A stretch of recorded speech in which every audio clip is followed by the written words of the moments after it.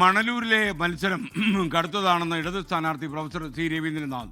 TN. Prathapan മികച്ച എതിരാളിയും സുഹൃത്തുമാണ്.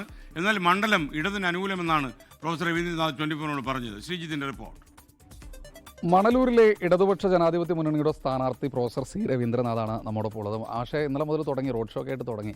എങ്ങനെയാണ് പ്രവർത്തകരുടെ ആവേശം? ഒരു പരിചയപ്പെടുത്തേണ്ട ആവശ്യമൊക്കെ ഉണ്ടോ അവിടെ? ഇല്ല, അതൊന്നുമില്ല. എല്ലാവരും അറിയുന്നുണ്ട്. രവീന്ദ്ര മാഷ് എന്ന് പറയുമ്പോഴാണ് കൂടുതൽ അറിയുന്നത്. സി രവീന്ദ്രനാഥ് എന്ന് പറയുന്നേക്കാൾ കൂടുതൽ രവീന്ദ്ര മാഷാണെന്ന് അറിയാം എന്ന് പറയുന്നത്. അത് വളരെ അടുപ്പത്തോടു കൂടി എല്ലാവരും പെരുമാറുന്നുണ്ട്. അതുകൊണ്ട് പ്രാഥമികമായി തന്നെ വലിയ ആവേശമാണ് നമുക്ക് പ്രവർത്തനത്തിന് ലഭിക്കുന്നത്. ഇന്നലെ റോഡ് ഷോയിൽ ധാരാളം പേര് പങ്കെടുത്തു. പിന്നെ കാണുന്നതിനും ഞായറാഴ്ചയായിട്ട് പോലും വാടാനപ്പള്ളിയിൽ ധാരാളം പേരുണ്ടായിരുന്നു. അവരുടേതായ പ്രതികരണവും വളരെ നല്ലതായിരുന്നു. അവർ തുടക്കം എന്ന രീതിയിൽ വളരെ വളരെ ആവേശം ഉണ്ട് എന്നാണ്. 4 തെരഞ്ഞെടുപ്പാണ്. ഒരു ദീർഘമായ തെരഞ്ഞെടുപ്പ് അനുഭവം, പാർലമെൻ്ററി അനുഭവമൊക്കെ നിലവിലുണ്ട്.